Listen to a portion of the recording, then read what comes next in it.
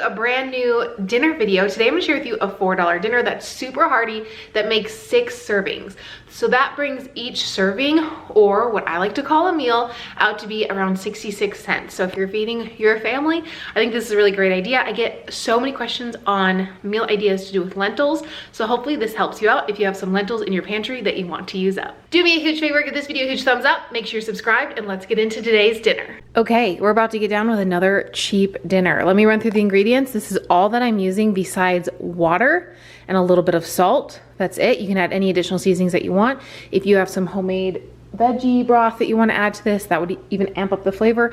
I don't have any on hand right now, so I'm not using it. So for the main dish, we are using 12 ounces of lentils, which was $1.25, 2 carrots, 2 celery, 40 cents each for the 2, which I got them in bulk, which I actually really liked.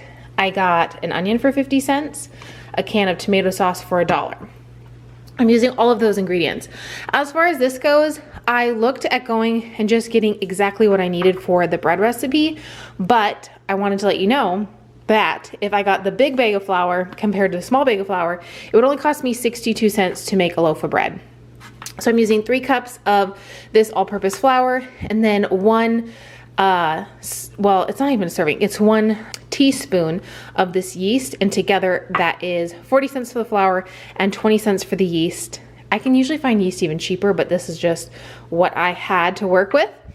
And that loaf of bread will cost me 62 cents. In total, I can make 6 loaves of bread with this flour that I have on hand, and I can make even more. I mean, even having more servings of yeast, because there's 33 servings of yeast in there for bread. So I can make 33 loaves with that and 6 with this. Anyways, this is the ingredients for today's meal, which brings me to a total of $4.17 for dinner. And I'll see how many servings, I like to call servings meals. We'll explain that at the end. We'll see how many it makes, but right now my total is $4.17. First thing I need to do is get my bread going, because I'm gonna let this sit for a little while to kind of proof. This is an instant yeast, so you don't have to let it sit overnight or anything. If you're using a different type of yeast, you might have to, but this is usually ready to go really quickly. So I take a large bowl and add 3 cups of flour.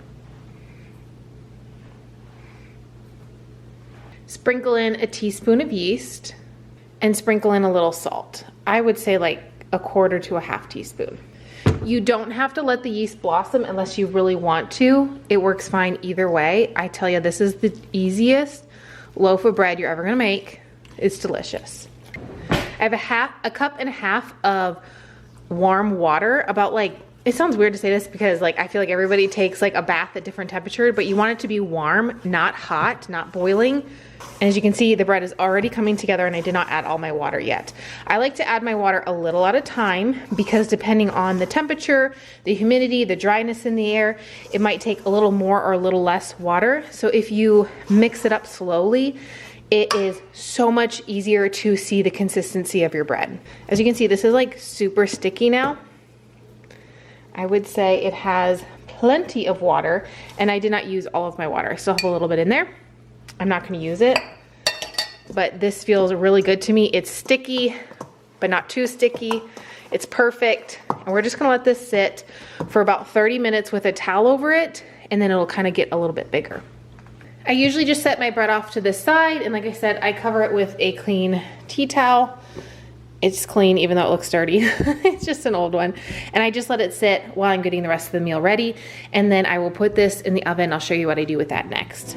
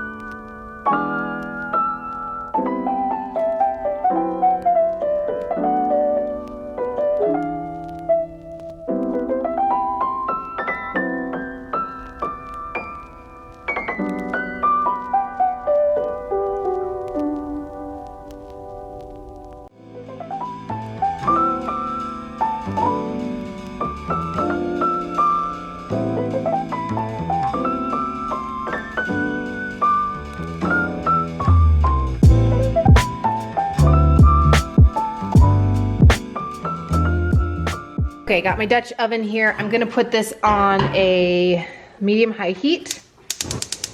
I love this Dutch oven. I'll link it down below so you guys can check it out. Every house should have a Dutch oven. One necessity. I don't think you need an air fryer or any fancy tools, but you should have a Dutch oven. Okay, so we're putting all the mise en place into the pot.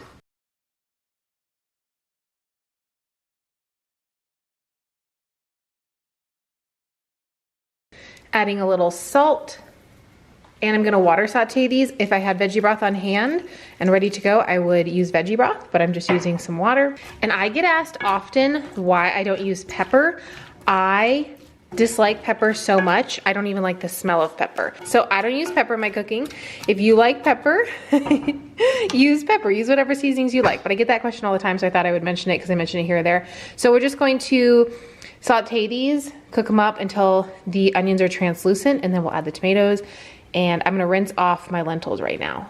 I thought I would add a couple ways that you could actually make this meal even cheaper. As you saw, I just bought 2 sticks of celery, 2 carrots. I bought the lentils at the Dollar Tree. I did not get a lot of items in bulk. If you are someone who wants to save a lot of money, buy your items in bulk. Buying a 5 or a 10 pound bag of carrots would actually make the price cheaper per pound. But I actually went and seen like if I could make it by just buying the singular ingredients for how cheap. So a really great way to save money is to buy things in bulk. I know at Winco Foods, I can personally get lentils in bulk for about 69 cents a pound when they're on sale, which is about half the price. So if you are someone who has a bulk store near you, Winco Foods is awesome because you can buy things in bulk. I think you can buy carrots now up to 40 pounds at a time, which is incredible. So if you can buy things in bigger quantities, it'll save you a lot of money. Okay, it's time to start the bread. This stew is just cooking through the veggies right now. I am going to turn my oven on to 450 degrees.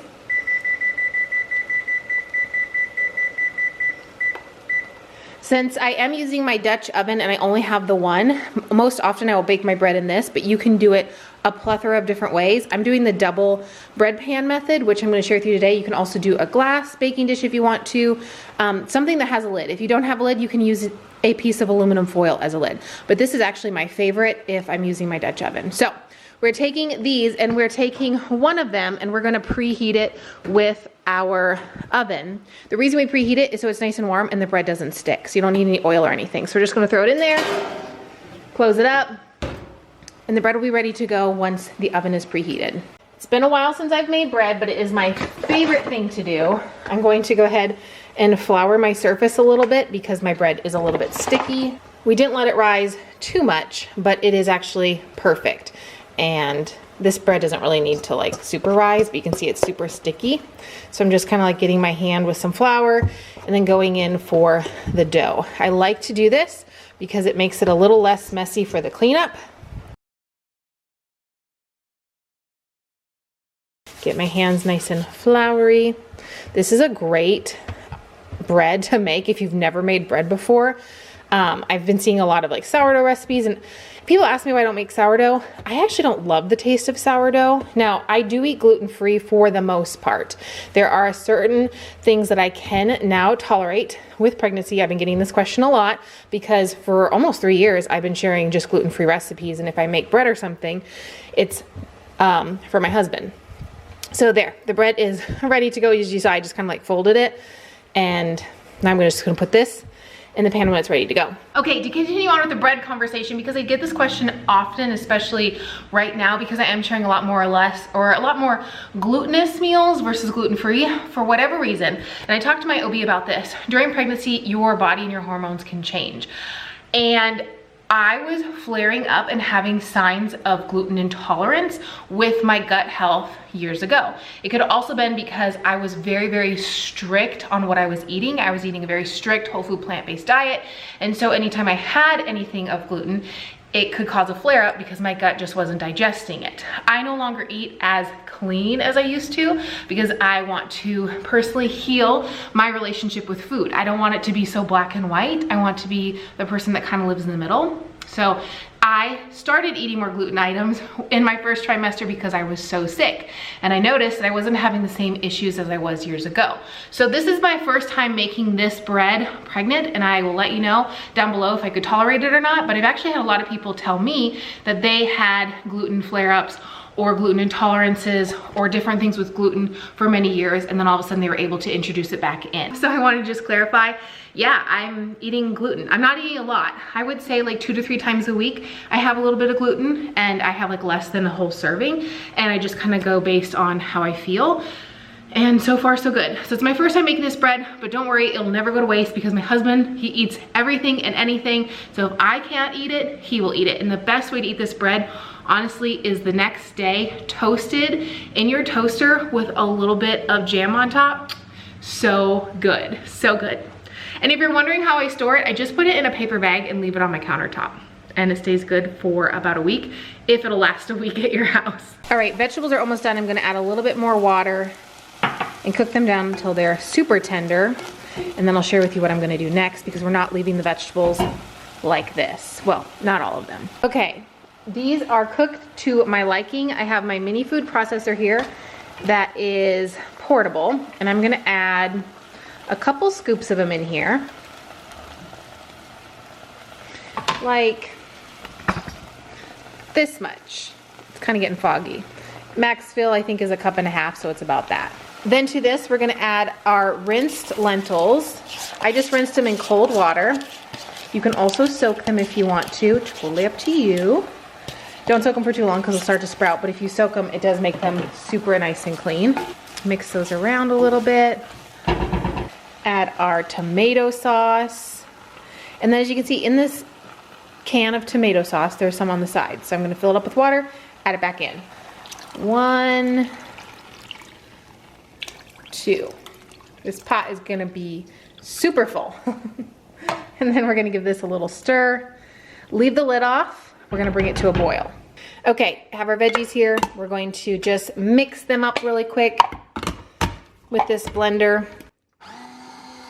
It's just gonna thicken it up a little bit, and then you get a little bite of everything, and it just adds different textures. I saw someone do this with chicken noodle soup on TikTok, and now I'm like obsessed with doing it to all of my soups with a mise en place, like adding a little bit of puree, because it does add a really nice texture. And because I have this food processor, I can put hot items in here and it's totally fine, unlike a regular food processor, because it's glass and it's fine. But I know a regular food processor, sometimes it will leak, so that's why I put it in here. All right, ooh, give this a good mix, and then bring this to a boil. Once it comes to a boil, you're gonna put the lid on, put it on low for about 30 to 35 minutes until those lentils are completely cooked. It's so nice and thick right now. It's gonna be absolutely delicious. Okay, while I was doing the stew, the oven beeped to preheat, so we're gonna go ahead and take our pan out of here and put it on the top of the stove. You just have to remember which one's the hot one. Plop our bread in it, put the lid on.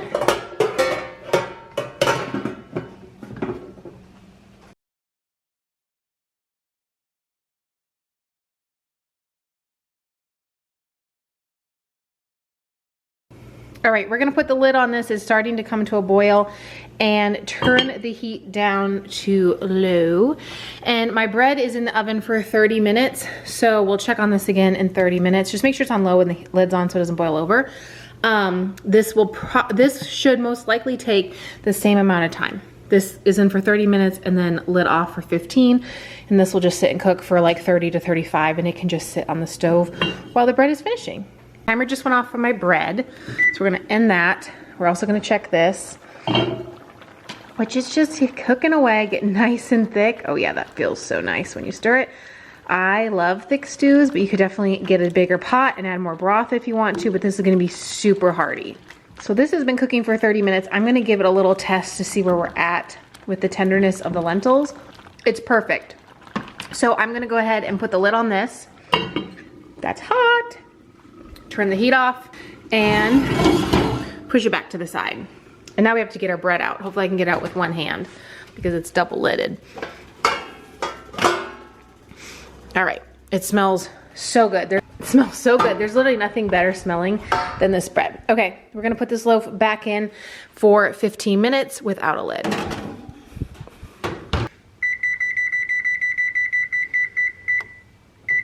Went ahead and added a little bit more water to my stew so that you guys can see that, because it did soak up into the lentils quite a bit. And I want a little broth. I mean, I want it to be thick and hearty, but I want a little broth. And then we're just gonna add the lid back on.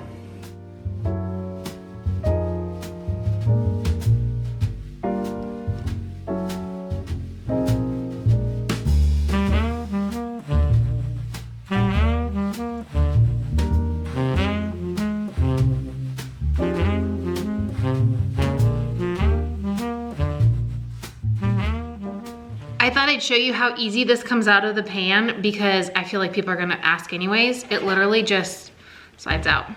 So the heated pan, if you're using any kind of Dutch oven, glass container, preheat it, and it comes right out. And this is a little bit smaller of a loaf. I could have let it rise for a couple more hours, but we wanna eat lunch.